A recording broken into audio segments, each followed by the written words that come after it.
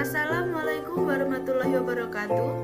Kami dari kelompok 6 mata kuliah Ekonomi Perpajakan dari kelas Ekonomi dari Alimaki yang diampu oleh Ibu Yulia Maris Herdianti SEMI. Kelompok 6 terdiri dari Aprila Wandarsari NIM 293, Luki Imam Syafi'i NIM 297, Natalia Mega Selvi NIM 304, dan Novia Chandra Elok Basuki NIM 307. Di sini kami akan memaparkan materi mengenai tipe pajak dan dampak pemungutannya yang terdiri dari beberapa subbab, yaitu pengertian pajak, tipe-tipe pajak, fungsi pajak, teori-teori pemungutan pajak, asas-asas pemungutan pajak, sistem pemungutan dan tarif pajak, dan yang terakhir yaitu dampak pemungutan pajak. Sebelum kita membahas mengenai pengertian pajak, apa sih sebenarnya tujuan kita mempelajari ekonomi perpajakan? Nah, dengan mempelajari ekonomi perpajakan, kita akan meningkatkan kesadaran tentang pentingnya pajak sebagai sumber pembiayaan bagi keberlangsungan pembangunan. Dan mahasiswa merupakan sasaran yang strategis yang bisa digerakkan untuk mendukung program peningkatan kesadaran pembayaran pajak, karena mahasiswa merupakan calon wajib pajak.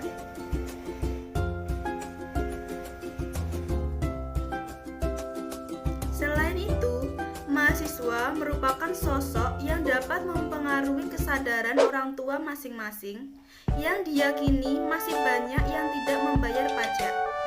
Jadi, mahasiswa diharapkan mempunyai pengetahuan yang lebih mengenai pajak, terutama untuk mendukung program yang dapat mengurangi kemiskinan. Assalamualaikum warahmatullahi wabarakatuh. Saya Aprila Wandarsari NIM 293. Di sini saya bertugas sebagai presenter yang pertama untuk menyampaikan materi yang pertama, yaitu mengenai pengertian pajak. Apa sih sebenarnya pengertian pajak itu? Pajak merupakan iuran dari rakyat yang wajib dibayarkan ke kas negara tanpa mengharapkan timbal balik, yang berguna untuk membiayai pengeluaran-pengeluaran umum yang berhubungan dengan tugas negara untuk menyelenggarakan pemerintahan. Untuk poin B, yaitu tipe-tipe pajak. Dalam bukunya yang berjudul Perpajakan Pusat dan Daerah yang ditulis oleh Oyo Abuyamin, menyebutkan bahwa jenis pajak dibagi menjadi 3, yaitu yang pertama, jenis pajak berdasarkan cara pemungutannya. Yang kedua, jenis pajak berdasarkan sifat.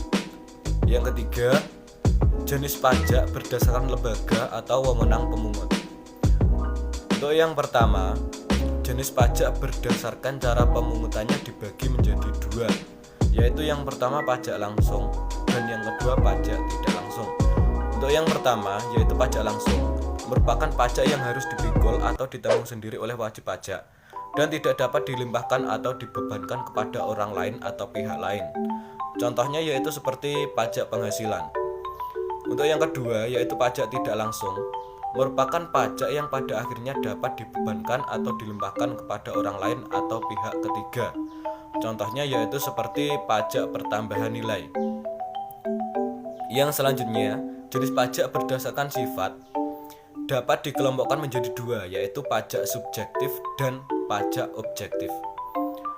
Yang pertama yaitu pajak subjektif, merupakan pajak yang pengenaannya memperhatikan keadaan pribadi wajib pajak atau pengenaan pajak yang memperhatikan keadaan subjeknya.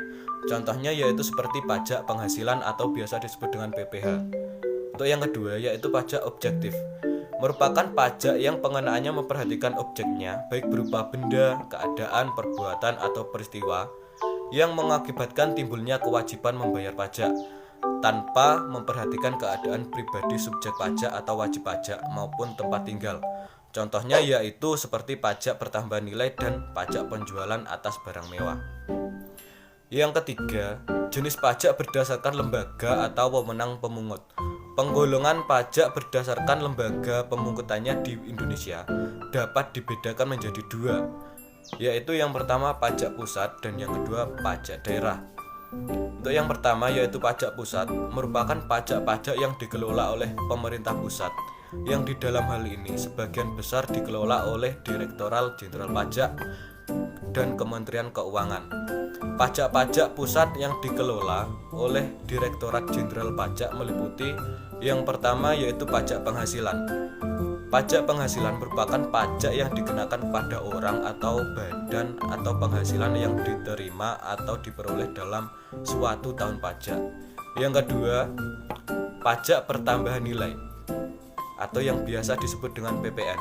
PPN merupakan pajak yang dikenakan atas konsumsi barang kena pajak atau jasa kena pajak di dalam daerah pabean atau dalam wilayah Indonesia. Orang pribadi maupun pemerintah yang mengkonsumsi barang kena pajak atau jasa kena pajak dikenakan PPN. Yang ketiga yaitu pajak penjualan atas barang mewah atau PPNBM. Selain dikenakan PPN atas konsumsi barang kena pajak tertentu yang tergolong mewah, juga dikenakan PPNBM. Yang dimaksud dengan barang kena pajak yang tergolong mewah adalah barang tersebut bukan merupakan barang kebutuhan pokok. Barang tersebut dikonsumsi oleh masyarakat tertentu. Pada umumnya barang tersebut dikonsumsi oleh masyarakat berpenghasilan tinggi. Barang tersebut dikonsumsi untuk menunjukkan status. Apabila dikonsumsi dapat merusak kesehatan dan moral masyarakat serta mengganggu ketertiban masyarakat. Yang keempat yaitu bea materai. Bea materai adalah pajak yang dikenakan atas pemanfaatan dokumen seperti surat perjanjian, akta notaris, serta kwitansi pembayaran, surat berharga dan efek yang memuat jumlah uang atau nominal di atas jumlah tertentu sesuai dengan ketentuan. Yang kelima yaitu pajak bumi dan bangunan atau PBB. PBB adalah pajak yang dikenakan atas kepemilikan atau pemanfaatan tanah dan atau bangunan. PBB merupakan pajak pusat, namun demikian hampir seluruh realisasi penerimaan PBB diserahkan kepada pemerintah daerah baik provinsi maupun kabupaten atau kota. Yang selanjutnya yaitu pajak daerah. Pajak daerah merupakan pajak-pajak yang dikelola oleh pemerintah daerah baik di tingkat provinsi maupun kabupaten atau kota, dan hasil penerimaannya sebagai sumber utama APBD yang dipergunakan untuk membiayai rumah tangga daerah baik pengeluaran rutin maupun pembangunan daerah. Pajak-pajak yang dipungut oleh pemerintah daerah baik provinsi maupun kabupaten atau kota adalah sebagai berikut. Yang pertama yaitu pajak provinsi, meliputi yang pertama pajak kendaraan bermotor, yang kedua bea balik nama kendaraan bermotor, yang ketiga pajak bahan bakar kendaraan bermotor, pajak air permukaan, dan pajak rokok. Yang selanjutnya yaitu pajak kabupaten kota, meliputi yang pertama pajak hotel, pajak restoran, pajak hiburan, pajak reklame, pajak penerangan jalan, pajak mineral bukan logam dan batuan, pajak parkir, pajak air tanah, pajak sarang burung walet, pajak bumi dan bangunan, pedesaan dan perkotaan, dan bea perolehan hak atas tanah dan atau bangunan. Poin selanjutnya yaitu poin C, fungsi pajak. Fungsi pajak diantaranya yaitu yang pertama, fungsi penerimaan atau budgeter, yaitu sebagai alat atau sumber untuk memasukkan uang sebanyak-banyaknya dalam kas negara dengan tujuan untuk membiayai pengeluaran negara, yaitu pengeluaran rutin dan pembangunan. Sebagai sumber pendapatan negara, pajak berfungsi membiayai pengeluaran negara. Yang kedua, fungsi mengatur atau reguler, yaitu sebagai alat untuk mencapai tujuan tertentu di bidang keuangan, seperti bidang ekonomi, politik, budaya, dan pertahanan keamanan. Dengan fungsi mengatur, pajak bisa digunakan sebagai alat untuk mencapai tujuan. Dapat dilihat dalam contoh, diantaranya yang pertama, pemberian insentif pajak, misalnya tax holiday, penyusunan dipercepat dalam rangka meningkatkan investasi asing. Yang kedua, pengenaan pajak ekspor untuk produk-produk tertentu dalam rangka memenuhi kebutuhan dalam negeri. Yang ketiga, pengenaan bea masuk dan pajak penjualan atas barang mewah untuk produk-produk impor tertentu dalam rangka melindungi produk-produk dalam negeri. Selain dua fungsi tersebut, pajak juga memiliki fungsi lain, yaitu yang pertama fungsi stabilitas. Dengan adanya pajak, pemerintah memiliki dana untuk menjalankan kebijakan yang berhubungan dengan stabilitas harga, sehingga inflasi dapat dikendalikan. Yang kedua, fungsi redistribusi pendapatan.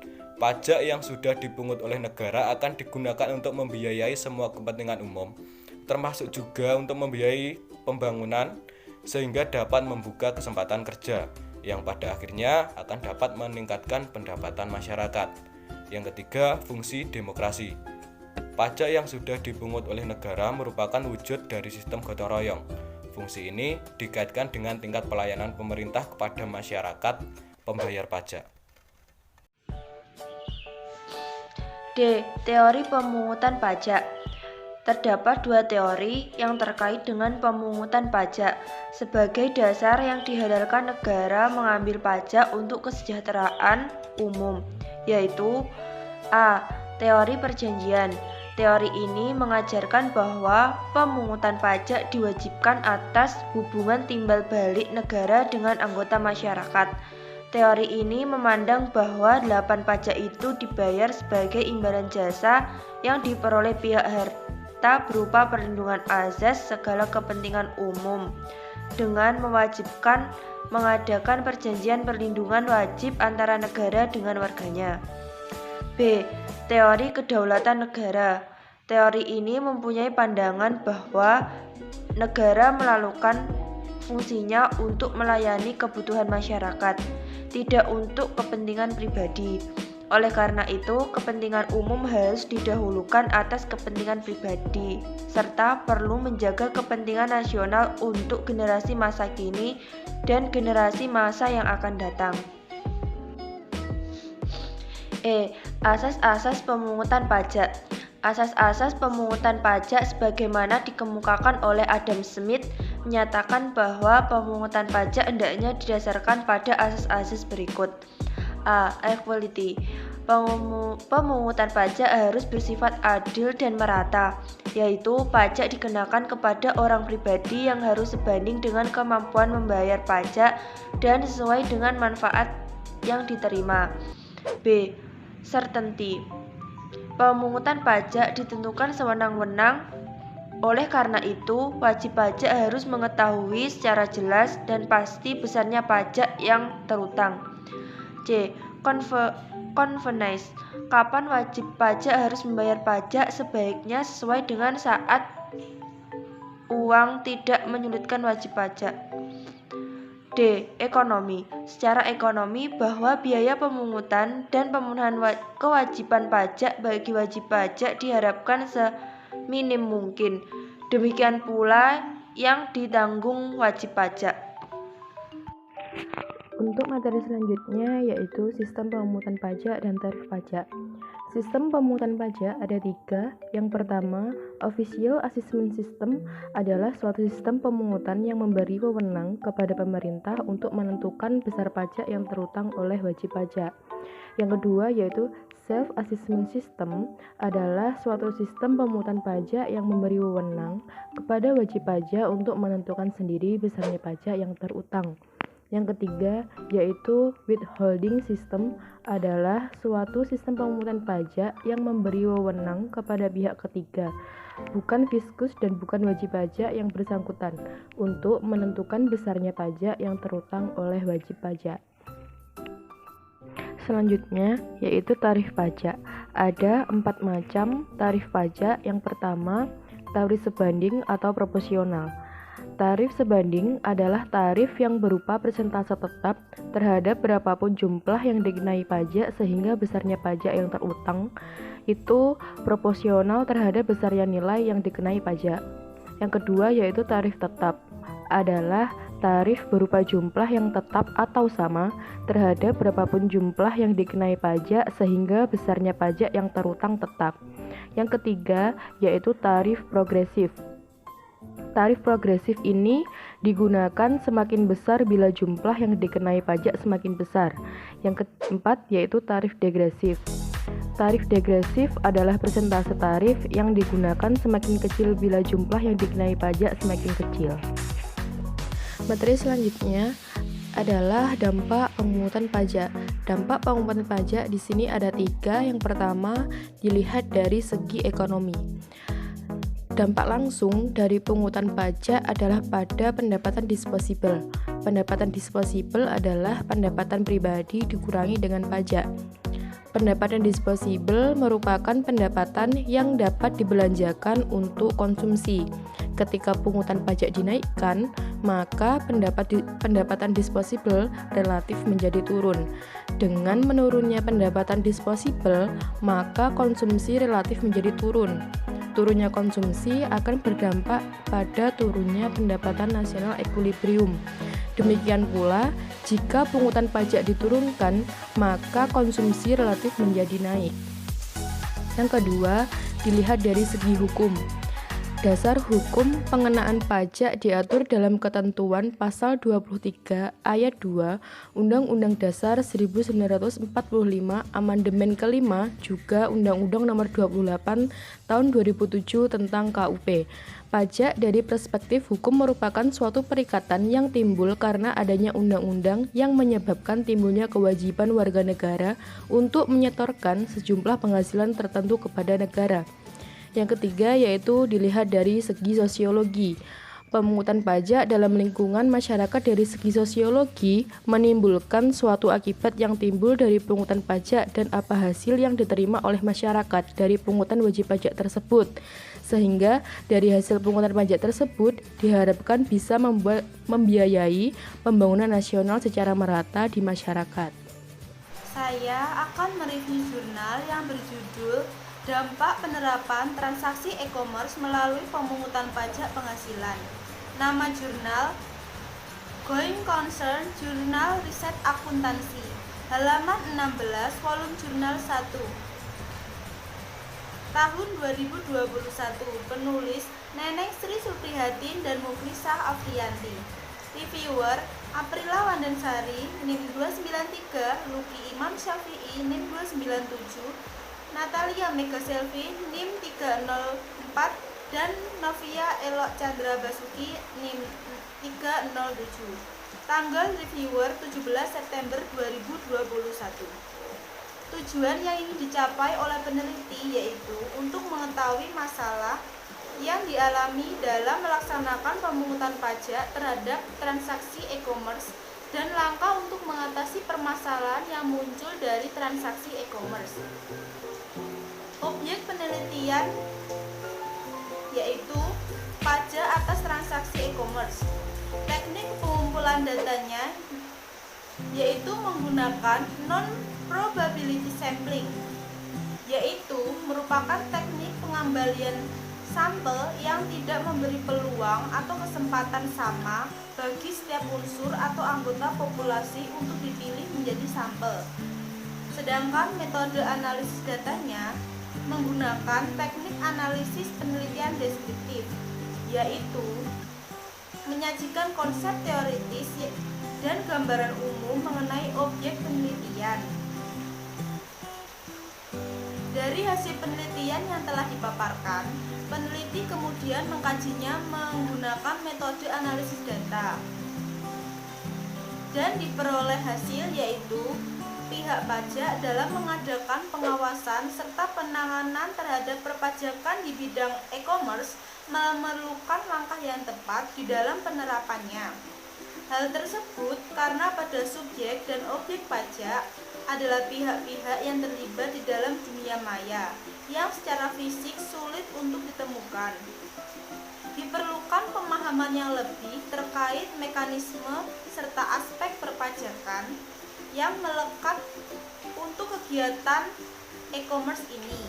Data-data laporan keuangan yang terjadi di dalam suatu objek perpajakan menjadi penanganan yang mendapatkan sedikit kesulitan dalam hal perpajakan. Di dalam e-commerce tidak ada Sekian penjelasan materi mengenai tipe pajak dan dampak pemungutannya. Semoga materi yang telah kami sampaikan bermanfaat bagi kita semua. Jika ada kurangnya kami mohon maaf. Wassalamualaikum warahmatullahi wabarakatuh.